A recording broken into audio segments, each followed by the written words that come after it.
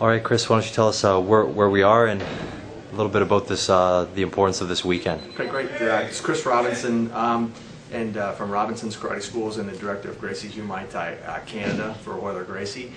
This weekend we had our fourth Warriors Weekend, which basically is a session of training where I've brought together a variety of different martial arts. Last night we had Daniel Fairtex from Fairtex San Francisco, Jeff Jocelyn from Jocelyn's MMA, UFC Apex fighter, Modi Hornstein, former UFC, as well as Pride. He's fought Israeli combat, hand-to-hand guy. Was on the Deadliest Warrior last year, real good episode. The Damon Gilbert, the winningest point fighter of all time in point karate, and then of course my two favorites, Royce Gracie and then my instructor, Professor Royler Gracie, here for this weekend. Basically just to put something together for my students to show appreciation. We have Damon Gilbert, 14-time world champion in sport karate. We have my Professor Royler Gracie, one of the winningest competitors ever, in a gi and no gi, 3-time Abu Dhabi champion. I don't think we need to say. My coach. His coach. We have the legendary Royce Gracie. All right, I think everybody knows exactly who he is. And on the end we have Hanshi Modi Hornstein, a good friend of mine, also a UFC competitor, UFC 10. Fought some pretty tough guys, Sakuraba and as well as Royce, they both fought Sakuraba. So it's an amazing group of guys, and Daniel Fairtex was here and had to head back for a fight today in Vegas, which was amazing last night. Jeff Jocelyn this morning from Jocelyn's MMA, so we've got an amazing crew of guys here this weekend.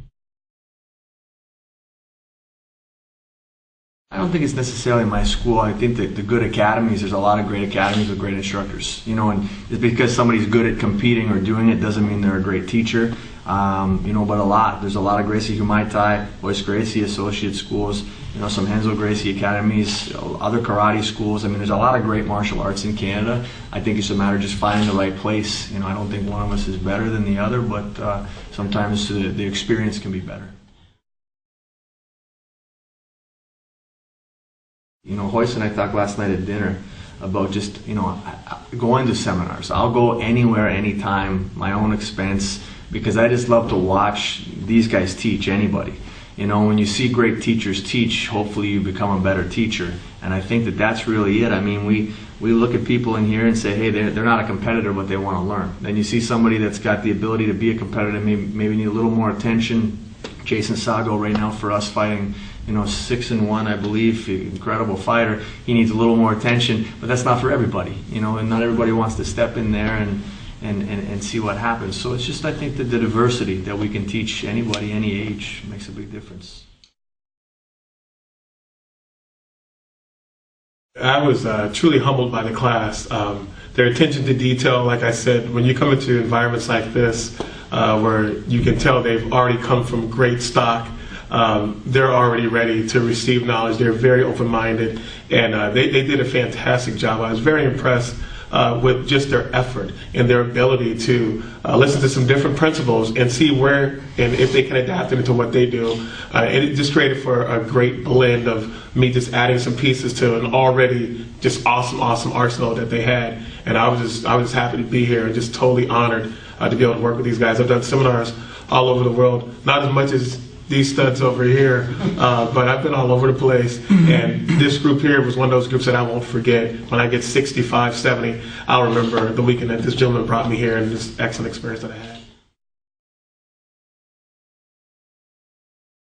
I think this is a whole another level, because you are training with people that will go and really have, you know, when we train regular person outside in the street, you know, might going to happen, might not.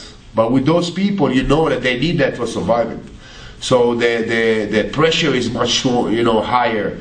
The way we're teaching them is more real, you know, with the real knife, with the real guns, with the real shooting, with the bullets, you know.